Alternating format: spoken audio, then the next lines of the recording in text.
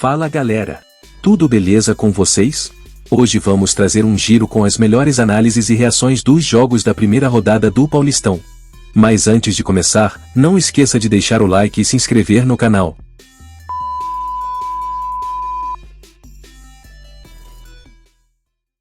Eu preciso do teu like para chegar a notificação para a rapaziada. Eu tinha feito uma promessa, eu vou falar assim, né? Eu tinha colocado que eu não ia repetir as mesmas críticas, mas é difícil, tá? É difícil não repetir as mesmas críticas, porque quando a gente olha para o time do Palmeiras, os erros são os mesmos. A construção de jogo do Palmeiras, ela passa muito pelos seus extremos, para a bola chegar dentro da área para o seu centroavante ou para algum elemento surpresa, tá? Então, hoje não foi diferente. Eu acho que ainda carecemos um pouco mais da jogada individual para dentro do marcador, para a gente ter mais faltas como aquela que a gente teve na entrada da área. O Palmeiras ainda faz isso muito pouco e deveria fazer mais, porque a gente, afinal, estava jogando com um time que estava a cada vez mais se encolhendo. Então, os 6 minutos de acréscimo, mais os 90 minutos de jogo, ou um pouco mais que isso, porque teve os acréscimos do primeiro tempo também, eram mais do que suficientes para o Palmeiras vencer o São Bento. Só que, infelizmente, a nossa variável de jogada, ela não é tão grande. A gente não vê muita triangulação. Tanto é que essa jogada que o Navarro encosta ali para servir o passe para o Dudu e essa bola chega no Vanderlan, ela poderia acontecer mais. Uma outra coisa que é importante também a gente citar é o seguinte: por que não passar por cima do adversário como um rolo compressor? Como assim, Fernando? Tinha como fazer isso hoje? Primeiro jogo, pô. Tinha. Nos minutos finais a gente percebeu que tinha. Por que o Palmeiras se soltou tanto nos minutos finais? Pela pressa do resultado? Poderíamos ter feito isso melhor durante o curso dos 90 minutos. Essa, para mim, é uma crítica construtiva. Por que você acende o pavio precisando do resultado? Será que não é interessante você amassar um pouco mais o adversário? E essa cobrança a gente tem que fazer dos nossos homens de frente, tanto na marcação de saída de jogo, quanto também saber rodar essa bola na área. O Palmeiras, ele não faz isso muito bem. Ele faz isso no campo de defesa para achar espaço na saída de jogo, beleza. Só que ele faz isso muito pouco no ataque. A bola chega do lado direito, ela tem que concluir para dentro da área. Por que não voltar essa bola, buscar o lado esquerdo? É impossível fazer isso? Ah, mas o Abel já externou que não gosta. Ok, poderia fazer. Porque quando você faz isso, você gera mais desespero num adversário que estava só te olhando. O São Bento passou em algum momento do jogo só olhar o Palmeiras. Ele já não dava mais bote. Ele já não conseguia mais o bote. Claro que no final do jogo ainda teve uma oportunidade, mas ali já era o Palmeiras que estava totalmente aberto. Poderia tanto fazer quanto tomar, como até chegou na construção dos gols. Mas chegou nessa construção como? Novamente essa bola jogada para dentro da área. Então, o gol do Jailson é uma bola construída e jogada para dentro da área. O gol do Dudu, jogada para dentro da área. Legal. Qual que é o ponto positivo? Essa jogada me parece uma jogada forte. Qual que é o ponto negativo? Não pode só depender dela. Porque se você só depende dela, você faz com que o adversário recue seu time. Quando a gente encontrar times com mais valor de contragolpe, a gente vai sofrer também os contra-ataques, porque o Palmeiras em algum momento jogou todo para dentro do São Bento e não justifica quando você está com o time para dentro, você não rotacionar essa bola na frente da área do adversário. Você tem que ter paciência, você tem que ter construção, porque você não está com um time que está aberto para você jogar extremamente espetado, como se fosse um time reativo. Você tem que ter paciência e controle nessa sua posse de bola. Pessoal, eu uso muito as estatísticas aqui do SofaScore, só para a gente analisar como que foi os passes do Palmeiras, tá? No jogo, que eu não vi. Então, Palmeiras 0. É o tempinho daí, pessoal. Deixar o like, eu já rodo os comentários aí também, tá? A gente discutir e ver a opinião de vocês, tá? Deixa eu ver se tem no do Google os passes. Tem. Não sei se está certo, mas tem, tá? 448 passes o Palmeiras deu e o adversário 208, tá? É o suficiente, no meu ponto de vista, para você encontrar variáveis, né, para esse ataque. 408 passes eu creio que é o suficiente para a gente conseguir achar mais alternativas de jogo, mais alternativas de ataque. Essas alternativas passam muito por Rafael Veiga, por Dudu, por Rony, pelo Endrick. Então, são esses caras que trabalham a construção. O fator Danilo vai ser inevitável nessa live também. Eu quero comentar um pouquinho, porque eu já falei várias vezes, porém, eu sei que a audiência, por ser rotativa dos vídeos, das lives, nem todo mundo viu. Eu acho que o Palmeiras precisa ir ao mercado, sim.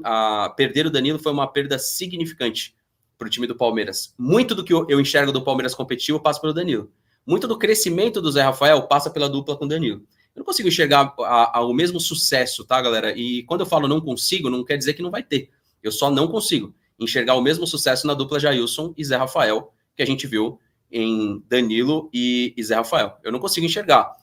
Eu não acho que o Jailson é um jogador que você precise descartar, mas talvez ir ao mercado e trazer um articulador possa dar uma variável pro Abel, uma variação, né? Vamos ver aqui os comentários, tá?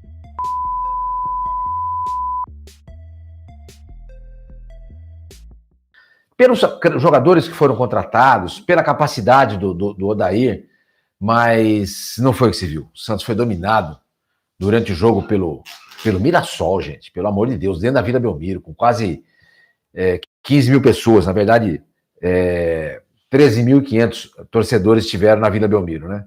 Muito ruim, cara, muito ruim. Foi broxante. Ok, volto a dizer, foi o primeiro jogo é sempre assim, jogando em casa, tem a pressão, teve toda aquela homenagem ao Pelé, existia uma coisa muito de responsabilidade, né? Por conta da homenagem ao Pelé, da estrear em casa, da Vila Belmiro tá lotada, tudo isso aconteceu, é verdade. Mas eu esperava mais. Muito mais. Especialmente no quesito dedicação, coração. Os jogadores do Mirassol tiveram coração e uma dedicação em campo que os jogadores do Santos não tiveram. E quando você entra em campo em desvantagem ao seu adversário no quesito coração, alma, dedicação, vontade, é complicado. Já que você não tem tanto entrosamento assim, você tem que compensar com dedicação. Ângelo, Mendonça e Soteldo foram jogadores que sem a bola não jogaram. Precisa saber jogar sem a bola também, fechar os espaços. Entendeu? E eu estava até conversando com um amigo que me disse o seguinte, olha, com essa formação do Santos aí com 4 jogadores bem ofensivos, o Santos tem que treinar muito a marcação-pressão, cara. Tem que pressionar o adversário. Porque com esses jogadores fazer a marcação recuada, você vai exigir desses atletas muito do que eles não podem dar. Porque não são jogadores com essa característica de marcação, de pegada. Entendeu? Já que a ideia do Odair é marcar dentro do campo do Santos, então talvez seja o caso de você sacar um dos caras desse quarteto. Quem que você vai tirar? O Ângelo, o Soteldo ou o Mendonça? Ou o trio, né? Porque o Marcos Leonardo você não vai mexer nele. Você tem que sacar a menos que você vá fazer a marcação lá em cima, pressionando a saída de bola do adversário. Aí beleza. Se for recuar para fazer a marcação com esses caras, é complicado. Tá? Eu acho o seguinte, você entendeu? Quando o Santos estiver bem fisicamente e entrosado, eu acho que esses 4 podem jogar à frente, tá? Mas é aquilo que eu estava falando para vocês, tem que fazer essa marcação pressionada. Não pode deixar o adversário gostar do jogo, sair pro jogo, tem que marcar os volantes adversários, saída, tudo isso tem que ser feito. Não está sendo feito ainda. Vamos ver se no próximo jogo contra o Guarani, na quarta-feira em Campinas, isso aí já melhora, entendeu? Agora, se não for para fazer isso, se for para marcar atrás, você tem que sacar um desses caras. Eu sacaria o Ângelo, entendeu? Mais uma atuação apagadíssima do Ângelo. Apagadíssima. Aliás, eu até escrevi no meu blog. Dá uma olhadinha lá, rapaziada, no meu blog. blogdosormani.com. Eu dei nota para os jogadores, falei sobre o jogo. Se a torcida tivesse a mesma boa vontade que ela tem com o Ângelo, se ela tivesse essa mesma boa vontade com o Lucas Braga, ele podia render mais.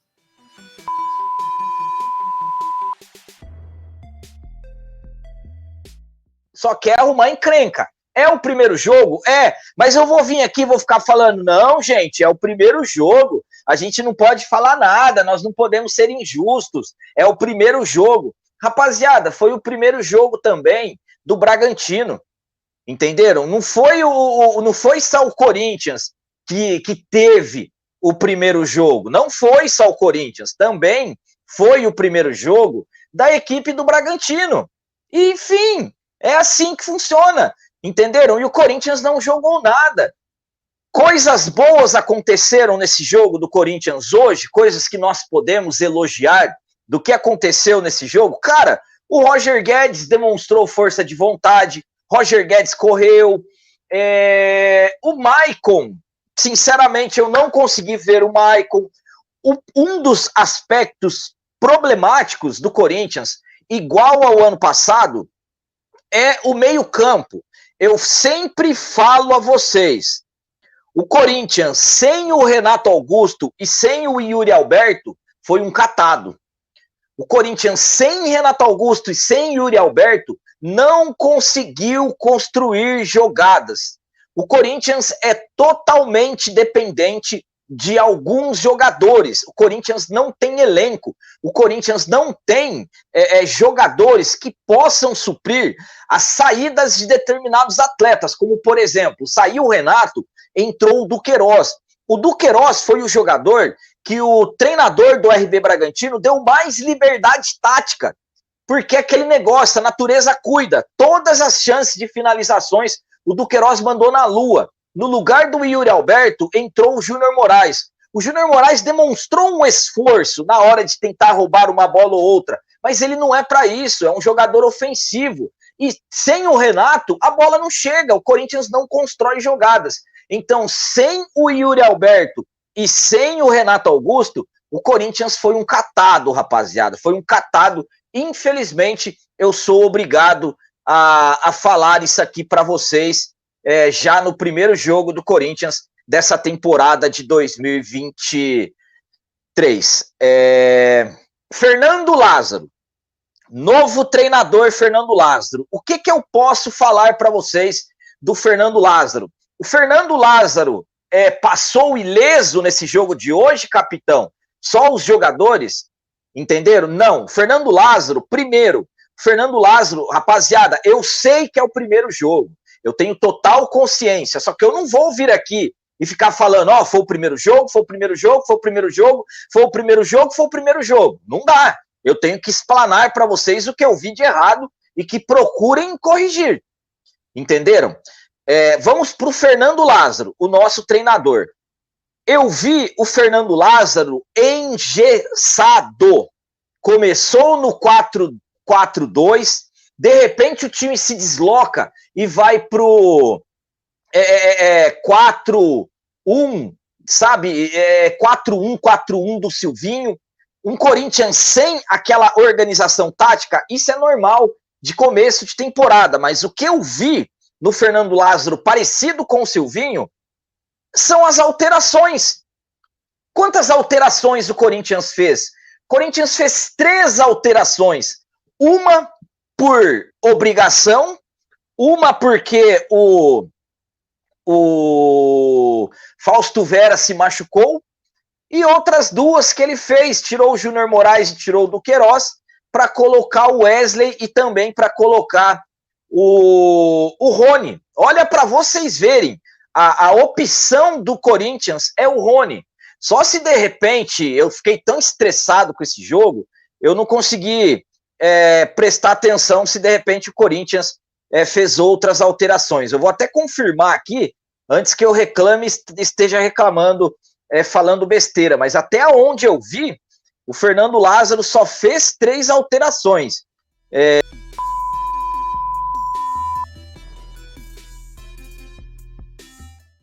Vamos lá. Eu quero fazer primeiro aqui dar minha opinião, né? E aí eu quero que vocês mandem muitas mensagens aqui hoje, porque eu preciso trocar uma ideia, que eu não vou ficar falando sozinho aqui, então troca uma ideia comigo aí, então. Manda mensagem pra caramba, se inscrevam no canal, deixa o like, todo mundo inscrito e comentar. Então vamos lá. São Paulo começou hoje o Paulista 0-0 contra o Ituano, Morumbi lotado, mais de 40 mil pagantes lá, tal, coisa e tal. Vamos lá. Daria para nós passarmos o pano para o trabalho do Rogério Ceni, porque você fala assim, o cara começou agora, o cara acabou de chegar no São Paulo, chegou aí em dezembro, tá no São Paulo faz pouquíssimo tempo, então temos que dar tempo ao tempo, concordo, beleza. Não, o cara chegou para cobrir o trabalho do Crespo, estava na zona de rebaixamento, faz só 6 meses, vamos fazer uma análise então do Rogério a partir de agora, beleza, justaço. Agora, nós não estamos com o Rogério Ceni desde hoje, nós estamos com o Rogério Ceni faz 1 ano e meio, ele assumiu no meio do ano retrasado o trabalho do Crespo, a metade do ano e mais 1 ano inteiro, que foi 2022. Jogadores que chegaram para mudar o São Paulo de um patamar como, por exemplo, o Rigoni, o Benítez, o Nicão, um Patrick, não se deram nada bem com o Rogério Ceni e o cara optou por Nestor, Sara, Igor Gomes e Léo na zaga. Sempre foi assim. O trabalho do Rogério Ceni não é novidade para ninguém. Qual que é a novidade que o São Paulo encontra hoje? É saber se o São Paulo vai se dar bem com o Pedrinho, com o Marcos Paulo, com o Wellington Rato, com o goleiro Rafael, com o Alan Franco, que também chegou, e Egson Mendes, são os caras que nós estamos depositando esperanças, depositando nossas fichas para descobrir do que se trata. Agora, o trabalho do Rogério Ceni, transição meio para o ataque, zaga para o meio campo, nós sabemos tudo isso aí. O trabalho do Rogério Ceni de hoje era exatamente o mesmo trabalho que nós vimos no meio do ano passado, no final do ano passado, e até mesmo quando ele assumiu logo depois do Crespo. É uma dependência extrema do Nestor estar bem, do Wellington Rato estar bem, do Igor Vinícius estar muito bem, do Wellington estar bem. Ele depende muito daquele cabeceio do Caleri. Por quê? Porque talvez ele tenha limitações gigantescas para fazer um time ter a transição e a velocidade na frente. O que causava um pouco de esperança no torcedor São Paulino antes da última coletiva, aquela coletiva do Rogério Ceni, o que causava uma esperança na gente era: o São Paulo está trazendo jogadores de características de velocidade para mudar a cara do time, para mudar o perfilzão do time. Nós não estamos vendo muita mudança. A verdade é que nós estamos vendo pouquíssimas mudanças no trabalho do técnico. Só de ter um zagueiro na zaga já é um pouco mais tranquilo, é um pouco mais lógico, é um pouco mais da hora. Só que nós já vimos o Gabriel Neves ser escanteado, já sabemos que o Luan não vai ter nada de futuro com o Rogério Ceni, e eu acho que o Luciano também não terá. Isso não tem problema, é a escalação do Rogério e tal, ele que sabe do que tem que fazer. Agora, que falta técnico, falta. Não tem trabalho coletivo. Nós podíamos ter tido hoje o gol do Caleri, com certeza, um gol do Wellington Rato, que é um jogador voluntarioso, um jogador que não parece ter sentido muito a estreia no time do São Paulo, né? O Pedrinho sentiu muito a estreia, o Wellington Rato não sentiu tanto assim a estreia. O Marcos Paulo dá sinais de que realmente ele é mais técnico do que os outros e que vai ter uma titularidade ali, mas o Rogério Ceni vai ficar naquela. Antes de eu ler qualquer mensagem, vocês lembram do Nicão chegando no São Paulo, ponta direita, coisa e tal? Não é muito parecido com a posição que ele colocou o Wellington Rato? Não interessa se é o Nicão, se é o Wellington Rato, se é o Galopo, se é o Patrick. Não importa a característica do jogador do São Paulo. Importa que ele entenda o sistema de jogo do técnico Rogério Ceni. Importa que ele ajude o Rogério Ceni com o seu sistema de jogo a triunfar, a dar certo, a brilhar. Se contentem com isso. O São Paulo é Rogério Ceni e os 11 da vez sendo usados para o técnico brilhar. Isso se tornou o São Paulo do Rogério. Bom,